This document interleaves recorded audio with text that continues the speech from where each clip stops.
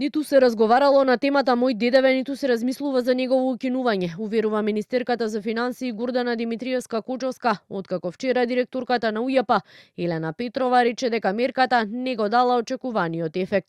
Кочовска, одговарајќи на новинарско прашање, рече дека законот останува таков каков што е. Немав прилика и да ја слушнам директорката, бидејќи како некаков извештај или некаква информација да добиеме во Министерството за финансии до овој момент нема, ниту пак сме разговарале воопшто на тема дека ќе го менуваме законот или воопшто ќе дискутираме околу Мој дедеве, така што не можам да кажам дека ќе има било какви промени. Туку напротив, сето останува како што беше и до сега. Во однос на солидарниот данок пак, кој компаниите го платија како еднократна давачка во 2023 година, а со одлука на Уставниот суд државата треба да им ги врати парите, направена е конечна листа на фирми, кај најголем дел ќе се враќа на 2 рати, а првата исплата ќе биде во март годинава, посочи министерката за финансии на пресконференцијата посветена на издавањето на 10-та еврообврзница, со која Македонија вчера се задолжи за 1 милијарда евра. Еврообврзницата се издаде во 2 транши од по 500 милиони евра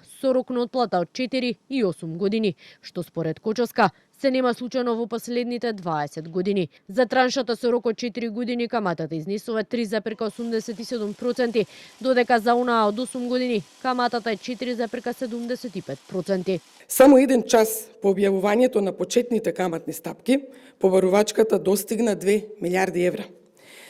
Пред отварање на американскиот пазар, книгата на инвеститори надмина 3 милијарди евра, а по неговото отварање вкупната понуда достигна повеќе од 4 милијарди евра. Добивме инвеститори кои што никогаш не инвестирале во овие години во македонска еврообврзница и во исто време ме радува фактот што има многу инвеститори кои што се пензиски фондови, кои што не планираат да ги купуваат нашите обврзници за потоа да ги продаваат на секундарниот пазар, туку да ги чуваат до доспевање. Со овие средства, како што посочи Кочовска, ќе се врати еврообврзницата од 700 милиони евра издадена во 2020 година, но и сервисирање на останатите обврски кои доспеваат во тековната година. Според опозицијската СДСМ, владата со овој потек ја признала буџетската дупка од милијарда евра, за која, како што велат од партијата, алармирале уште минатата година.